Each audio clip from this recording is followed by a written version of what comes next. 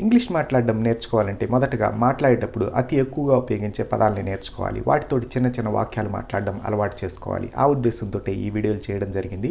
మీరు మొదటిసారి నా ఛానల్ చూస్తున్నట్టయితే కింద సబ్స్క్రైబ్ అనే బటన్ ఉంటుందన్నమాట. దాని మీద క్లిక్ చేయండి. వెంటనే ఒక గంట గుర్తు కనిపిస్తుంది. దాని మీద కూడా క్లిక్ చేయండి. అలా చేయడం వల్ల నేను చేసిన ఇదివరకు వీడియోలు, నేను చేయబోయే వీడియోలు మీ ఫోన్లో కనిపిస్తూ ఉంటాయి. వాటిని చూస్తూ మీరు ఇంగ్లీష్ నెమ్మదిగా నేర్చుకోవచ్చు.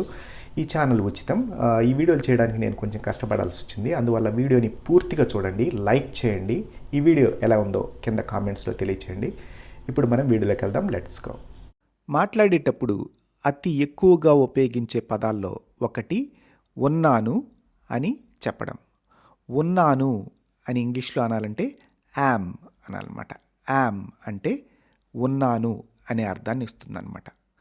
అయి ఉన్నాను అనడానికి కూడా ఇంగ్లీష్లో యామ్ అనే అంటారనమాట. యామ్ అంటే ఉన్నాను లేక అయి ఉన్నాను అనే అర్థాలను ఇస్తుందన్నమాట. ఉదాహరణకి నేను ఉన్నాను అని ఇంగ్లీష్లో అనాలంటే, నేను ఉన్నాను అనాలంటే ఇంగ్లీష్లో ఐ యామ్ అనాలన్నమాట. I am. ఐ అంటే నేను, యామ్ అంటే ఉన్నాను. ఐ యామ్ అంటే నేను ఉన్నాను. నేను బాగున్నాను అని ఇంగ్లీష్లో ఎలా అనాలి? నేను బాగున్నాను.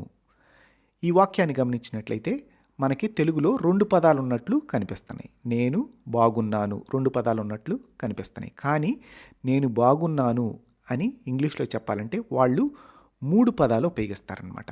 ఎందుకు 3 పదాలు ఉపయోగిస్తారంటే, బాగున్నాను ఈ పదాన్ని మనం జాగ్రత్తగా గమనించినట్లయితే బాగుగా ఉన్నాను కలిపి మనం బాగున్నాను అంటాం అన్నమాట.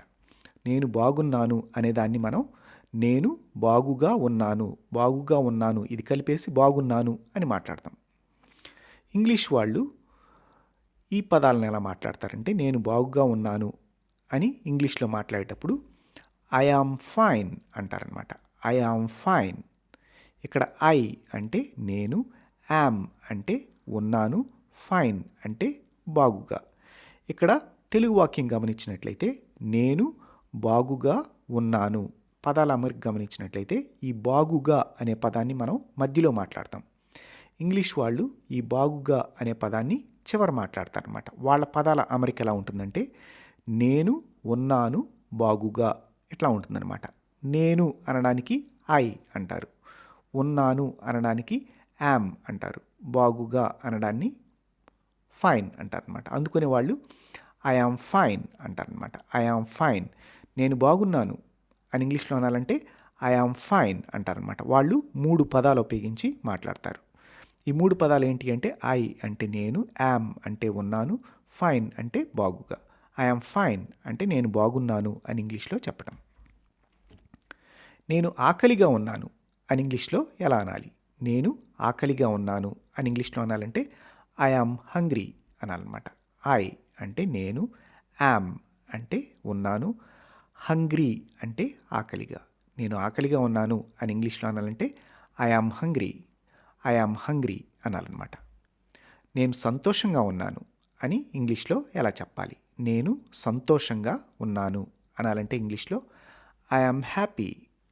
ఐ యామ్ హ్యాపీ అనాలన్నమాట. ఐ అంటే నేను, యామ్ అంటే ఉన్నాను, సంతోషంగా అనడాన్ని హ్యాపీ అంటారనమాట. I am happy. ఈ సంతోషంగా అనేదాన్ని ఇంగ్లీష్ వాక్యాల్లో హ్యాపీ అంటారు కదా, అది చివర మాట్లాడాలన్నమాట. ఐ యామ్ హ్యాపీ అనాలన్నమాట. అంటే నేను సంతోషంగా ఉన్నాను అని ఇంగ్లీష్లో చెప్పడం. నేను నేర్చుకుంటున్నాను అని ఇంగ్లీష్లో ఎలా అనాలి? నేను నేర్చుకుంటున్నాను అనాలంటే ఈ నేర్చుకుంటున్నాను ఈ వాక్యాన్ని గమనించినట్లయితే నేను నేర్చుకుంటూ ఉన్నాను 3 పదాలు ఉన్నాయి. ఇంగ్లీష్ వాళ్ళు నేను నేర్చుకుంటున్నాను ఇక్కడ గమనించినట్లయితే 2 పదాలు ఉన్నట్లు కనిపిస్తున్నాయి. కానీ ఇంగ్లీష్ వాళ్ళు ఇది చెప్పాలంటే వాళ్ళు 3 పదాలు ఉపయోగిస్తారు. ఎందుకు ఉపయోగిస్తారంటే, నేర్చుకుంటున్నాను ఈ పదం లోపల 2 పదాలు ఉన్నాయి. నేర్చుకుంటూ ఉన్నాను కలిపితే నేర్చుకుంటున్నాను అంటాం మనం. నేను నేర్చుకుంటున్నాను లేక నేను నేర్చుకుంటూ ఉన్నాను అని ఇంగ్లీష్లో అనాలంటే ఐ యామ్ లెర్నింగ్ అనాలన్నమాట. ఐ అంటే నేను, యామ్ అంటే ఉన్నాను, లెర్నింగ్ అంటే నేర్చుకుంటూ ఇలా చివరి మనం దీర్ఘం తీస్తూ అంటాం కదా, దాన్ని ఇంగ్లీష్ వాళ్ళు ఐఎన్జి, దీన్ని ఇంగ్ అని పలుకుతారనమాట. లెర్న్ ఇంగ్ కలిపి లెర్నింగ్ అంటారనమాట. లెర్న్ అంటే నేర్చుకోవడం, ఇంగ్ అంటే చేస్తూ ఉండడం అనమాట, నేర్చుకుంటూ అనే అర్థాన్ని ఇస్తుంది అనమాట. ఐఎమ్ లెర్నింగ్ అంటే నేను నేర్చుకుంటూ ఉన్నాను అని ఇంగ్లీష్లో చెప్పడం. నేను క్షమాపణ కోరుతున్నాను అని ఇంగ్లీష్లో అనాలంటే, నేను క్షమాపణ కోరుతున్నాను అనాలంటే ఐఎమ్ సారీ అనాలన్నమాట. ఐ అంటే నేను, యామ్ అంటే ఉన్నాను, సారీ అంటే క్షమాపణ కోరుతూ. నేను క్షమాపణ కోరుతున్నాను అని ఇంగ్లీష్లో అనాలంటే ఐఎమ్ సారీ అనాలన్నమాట. నేను అలసిపోయాను అని ఇంగ్లీష్లో అనాలంటే, నేను అలసిపోయాను. ఈ వాక్యాన్ని ఇంగ్లీష్ వాళ్ళు ఎలా అంటారంటే, నేను అలసిపోయి ఉన్నాను.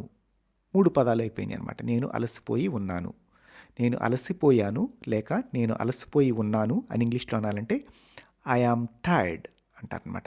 I am tired. ఐ అంటే నేను, యామ్ ఉన్నాను, టైర్డ్ అంటే అలసిపోయి. నేను అలసిపోయాను అని ఇంగ్లీష్లో అనాలంటే ఐ యామ్ టైర్డ్. 3 పదాలు ఉపయోగించాలన్నమాట. అంటే ఇంగ్లీష్ వాళ్ళు ఎలా మాట్లాడతారంటే, నేను అలసిపోయి ఉన్నాను, ఇట్లా 3 పదాలుగా మాట్లాడతారనమాట. అందుకునే వాళ్ళు ఐ యామ్ టైర్డ్ అంటారనమాట. నేను సిద్ధంగా ఉన్నాను, లేక నేను రెడీగా ఉన్నాను అని ఇంగ్లీష్లో అనాలంటే ఐ యామ్ రెడీ అనాలన్నమాట. ఐ యామ్ రెడీ అంటే నేను రెడీగా ఉన్నాను అని ఇంగ్లీష్లో చెప్పటం. నేను ఖాళీగా ఉన్నాను అని ఇంగ్లీష్లో ఎలా అనాలి? నేను ఖాళీగా ఉన్నాను అనాలంటే ఐ యామ్ ఫ్రీ అనాలన్నమాట. ఐ యామ్ ఫ్రీ అంటే ఖాళీగా, ఉచితంగా అలాంటి అర్థాలను ఇస్తుంది అనమాట. ఐ యామ్ ఫ్రీ అంటే నేను ఖాళీగా ఉన్నాను అని ఇంగ్లీష్లో చెప్పడం. నేను బిజీగా ఉన్నాను అని ఇంగ్లీష్లో అనాలంటే ఐ యామ్ బిజీ అనాలన్నమాట. ఐ యామ్ బిజీ అంటే నేను బిజీగా ఉన్నాను అని ఎదుటివారికి చెప్పడం. నేను వెళుతున్నాను అని ఇంగ్లీష్లో అనాలంటే, ఇక్కడ 2 పదాల్లాగా కనిపిస్తున్నాయి. వెళుతున్నాను అనేది వెళుతూ ఉన్నాను, 2 పదాలుగా ఉందన్నమాట. నేను వెళుతూ ఉన్నాను. మనం తెలుగులో నేను వెళుతున్నాను అని కలిపి మాట్లాడతాం. ఇంగ్లీష్ వాళ్ళు నేను వెళుతున్నాను అనేది 3 పదాలుగా మాట్లాడతారనమాట. ఎందుకంటే వెళుతున్నాను ఈ పదం లోపల 2 పదాలు ఉన్నాయి. వెళుతూ ప్లస్ ఉన్నాను కలిపి వెళుతున్నాను అంటాం. ఇంగ్లీష్ వాళ్ళు నేను వెళుతూ ఉన్నాను అనాలంటే ఐ యామ్ గోయింగ్ అనాలన్నమాట. ఐ అంటే నేను, యామ్ అంటే ఉన్నాను, గోయింగ్ అంటే వెళుతూ అనే అర్థాన్ని ఇస్తుంది అనమాట. గో అంటే వెళ్ళడం, గోయింగ్ అంటే వెళుతూ అనే అర్థాన్ని ఇస్తుంది అనమాట. ఐ యామ్ గోయింగ్ అంటే నేను వెళుతున్నాను అని ఇంగ్లీష్లో చెప్పడం అనమాట. నేను ఇక్కడ ఉన్నాను అనాలంటే ఐ యామ్ హియర్ అనాలన్నమాట. హియర్ అంటే ఇక్కడ, నేను ఇక్కడ ఉన్నాను అని చెప్పాలంటే, ఎవరన్నా మీకు ఫోన్ చేశారు, నువ్వు ఎక్కడున్నావు అని అన్నారు. నేను ఇక్కడే ఉన్నాను, నేను ఇక్కడ ఉన్నాను అనాలంటే ఐ యామ్ హియర్ అనాలన్నమాట. హియర్ అంటే ఇక్కడ. నేను లేను అని ఇంగ్లీష్లో అనాలంటే ఇంగ్లీష్లో ఐ యామ్ నాట్. లేను అనేది ఉన్నాను దానికి వ్యతిరేక పదం అనమాట. వ్యతిరేక పదం చేయాలంటే ఇంగ్లీష్ వాక్యాల్లో నాట్ అనే పదాన్ని ఉపయోగిస్తారనమాట. ఐ యామ్ అంటే నేను ఉన్నాను, ఐ యామ్ నాట్ అంటే నేను లేను అని చెప్పడం అనమాట. ఇది మనం మాట్లాడం కదా తెలుగులో అనే మీకు సందేహం మీకు వస్తుందన్నమాట. మొదట నేను లేను అనడం నేర్చుకోవాలన్నమాట. నేను లేను అంటే ఐ యామ్ నాట్ అనాలన్నమాట. దీన్ని మనం మాట్లాడేటప్పుడు వాక్యాల్లో ఎలా ఉపయోగిస్తామంటే, నేను లేను అనేది మనం సాధారణంగా మాట్లాడం. మొదట ఇది నేను లేను అనడం నేర్చుకుంటే పెద్ద వాక్యాలని మనం సులభంగా మాట్లాడచ్చు అనమాట. నేను లేను అనడానికి వాళ్ళు am not, I am not అనాలన్నమాట. ఉదాహరణకి నాకు ఆకలిగా లేదు అని ఇంగ్లీష్లో అనాలంటే వాళ్ళు ఎలా అంటారంటే నేను ఆకలిగా లేను అంటారనమాట. నాకు ఆకలిగా లేదు. ఈ వాక్యాన్ని మనం ఇంగ్లీష్లో చెప్పాలంటే నేను ఆకలిగా లేను అని చెప్పాలన్నమాట. నేను ఆకలిగా లేను. నేను అనడానికి ఐ అనాలన్నమాట. లేను అనడానికి ఐ యామ్ నాట్ హంగ్రీ అనాలన్నమాట. ఈ నాట్ తీసేసామనుకోండి, ఐ యామ్ హంగ్రీ అంటే నేను ఆకలిగా ఉన్నాను అని చెప్తుంది. యామ్ నాట్ ఈ 2 పదాలు కలిపి లేను అనే అర్థాన్ని ఇస్తుందన్నమాట.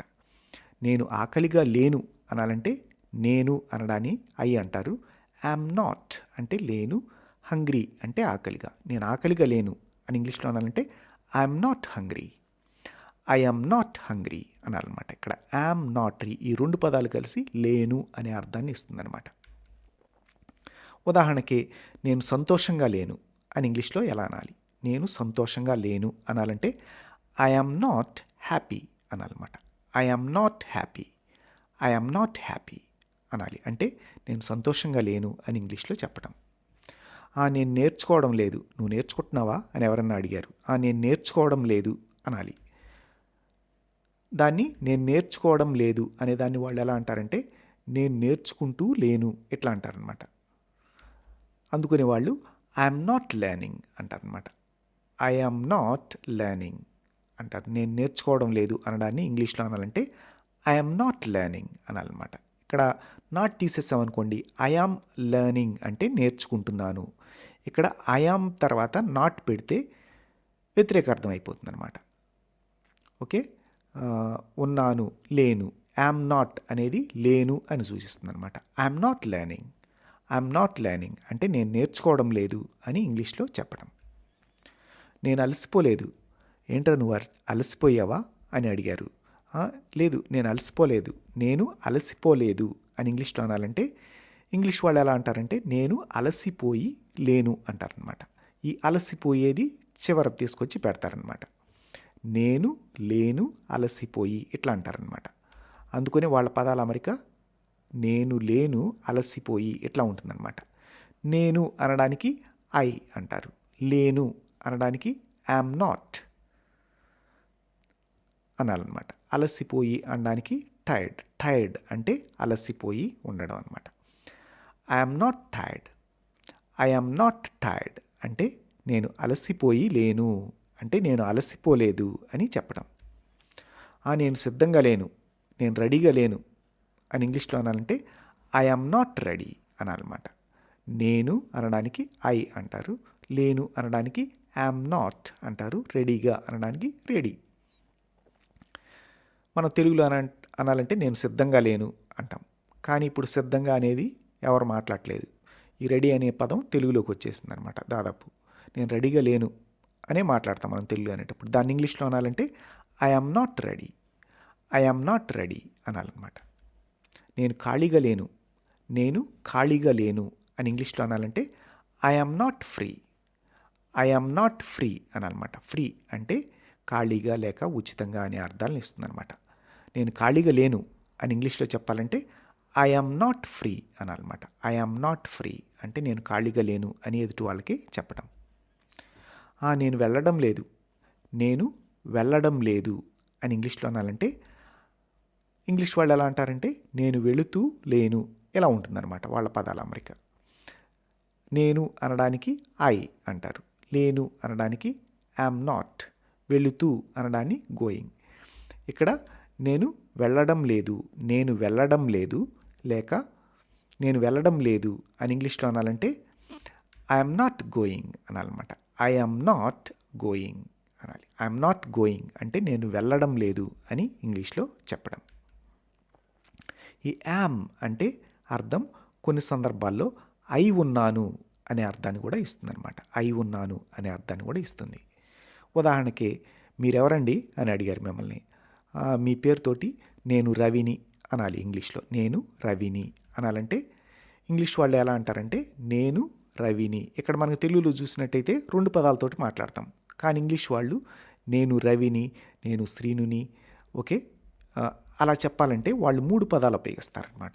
నేను రవిని అని ఇంగ్లీష్లో అనాలంటే ఇంగ్లీష్ వాళ్ళు ఎలా అంటారంటే నేను అయి ఉన్నాను రవిని. ఈ అయి ఉన్నాను అది మనం తెలుగులో చెప్పాల్సిన అవసరం లేదు, కానీ ఇంగ్లీష్ వాళ్ళు ఖచ్చితంగా మూడు పదాలు ఉపయోగించి చెబుతారనమాట. నేను రవిని, నేను శ్రీనుని, అలాంటి వాక్యాలని ఇంగ్లీష్లో అనాలంటే ఇంగ్లీష్ వాళ్ళు ఎలా అంటారంటే నేను అయి ఉన్నాను రవిని అంటారనమాట. నేను రవిని అనాలంటే ఐఎమ్ రవి అంటారనమాట. ఐ అంటే నేను, యామ్ అంటే అయి ఉన్నాను, రవి అంటే రవి లేక రవిని అనే అర్థాన్ని ఇస్తుంది అనమాట. నేను రవిని అని ఇంగ్లీష్లో అనాలంటే ఐ యామ్ రవి అనాలన్నమాట. నేను శ్రీనుని అని ఇంగ్లీష్లో అనాలంటే ఐ యామ్ శ్రీను అనాలన్నమాట. అట్లా మీరు ఎదుటి వాళ్ళకి చెప్పచ్చు. నేను ఒక విద్యార్థిని అని ఇంగ్లీష్లో అనాలంటే ఇంగ్లీష్ వాళ్ళు ఎట్లా అంటారంటే నేను అయి ఉన్నాను ఒక విద్యార్థిని అంటారనమాట. అందుకనే వాళ్ళు మనం తెలుగులో మాట్లాడేటప్పుడు నేను ఒక విద్యార్థిని అంటాం. ఇదే వాక్యాన్ని మనం ఇంగ్లీష్లో మాట్లాడాలంటే ఐ యామ్ ఏ స్టూడెంట్ అనాలన్నమాట. ఐ అంటే నేను, యామ్ అంటే అయి ఉన్నాను. మనం తెలుగులో ఈ అయి ఉన్నాను ఇది అసలు మాట్లాడం, కానీ ఇంగ్లీష్ వాళ్ళు ఖచ్చితంగా యామ్ అనే పదాన్ని మాట్లాడతారనమాట. ఒక అనడాన్ని ఏ అంటారు. స్టూడెంట్ అంటే విద్యార్థి. ఐఎమ్ ఏ స్టూడెంట్ అనాలన్నమాట. అంటే దాని అర్థం నేను ఒక విద్యార్థిని అని ఇంగ్లీష్లో చెప్పటం అనమాట. ఉదాహరణకి నేను ఒక ఇంటి భార్యని అనాలి ఇంగ్లీష్లో. ఇంగ్లీష్ వాళ్ళే ఎలా అంటారంటే వాళ్ళ పదాల ప్రకారం నేను అయి ఉన్నాను ఒక ఇంటి భార్యని. ఈ అయి ఉన్నాను ఇది మనం తెలుగులో మాట్లాడడం, కానీ ఇంగ్లీష్ వాళ్ళు ఖచ్చితంగా దీనికి సంబంధించిన పదం యామ్ మాట్లాడతారనమాట. I'm a housewife. మీరు హౌస్ వైఫ్ అనుకోండి, మీరేం చేస్తుంటారండి అని ఎవరన్నా మిమ్మల్ని అడిగారు, నేనేం చేయట్లేదండి నేను హౌస్ వైఫ్ని అని ఇంగ్లీష్లో చెప్పాలి. అప్పుడు ఐఎమ్ ఏ హౌస్ వైఫ్ అనాలన్నమాట. I'm a housewife. ఈ ఇంట్లో పనిచేసే భార్యల్ని మామూలుగా హౌస్ వైఫ్ అంటారనమాట. కొంతమంది హోమ్ మేకర్ అనే పదాన్ని కూడా ఉపయోగిస్తారనమాట. ఐఎమ్ ఏ హోమ్ మేకర్ అని కూడా చెప్పచ్చు. నేను ఒక టీచర్ని అని ఇంగ్లీష్లో అనాలంటే ఐఎమ్ ఏ టీచర్ అనాలన్నమాట. ఐఎమ్ ఏ టీచర్ అనాలి. నేను ఒక లాయర్ని అని ఇంగ్లీష్లో అనాలంటే ఐఎమ్ ఏ లాయర్ అనాలి. నేను ఒక డాక్టర్ని అని ఇంగ్లీష్లో అనాలంటే ఐఎమ్ ఏ డాక్టర్ అనాలి. నేను ఒక రైతుని అని ఇంగ్లీష్లో అనాలంటే ఐఎమ్ ఏ ఫార్మర్ అనాలన్నమాట. ఐఎమ్ ఏ ఫార్మర్ అంటే రైతు. ఇలా ఒకరు ఎవరికి వాళ్ళు చేసే వృత్తుల ప్రకారం ఇంగ్లీష్ పదం తెలుసుకొని మాట్లాడాలన్నమాట. రకరకాల వృత్తుల్ని ఇంగ్లీష్లో ఎలా అంటారు అని చెప్పేసి నేను ఒక వీడియో చేశాను, అది ఛానల్లో ఉంది, అది ఖచ్చితంగా చూడండి. దానివల్ల రకరకాల వృత్తుల వారిని ఇంగ్లీష్లో ఎలా అంటారో మీకు సులభంగా అర్థమవుతుందన్నమాట. ఈ వీడియో ఎలా ఉందో మీరు కామెంట్స్లో తెలియచేయండి. ఈ వీడియో నచ్చినట్లయితే ఖచ్చితంగా లైక్ చేయండి, ఛానల్ సబ్స్క్రైబ్ చేసుకొని సపోర్ట్ చేయండి. మళ్ళీ నెక్స్ట్ వీడియోలో కలుద్దాం. Until then bye for now, take care. Okay అండి, నేను చేసిన వీడియోలు మీకు ఇంగ్లీష్ నేర్చుకోవడానికి ఉపయోగపడుతున్నాయో లేదో కింద నాకు కామెంట్ చేసి చెప్పండి. అదేవిధంగా వీడియోని గట్టిగా ఒక లైక్ కొట్టండి, ఛానల్ సబ్స్క్రైబ్ చేసుకొని సపోర్ట్ చేయండి. Have a nice time, take care.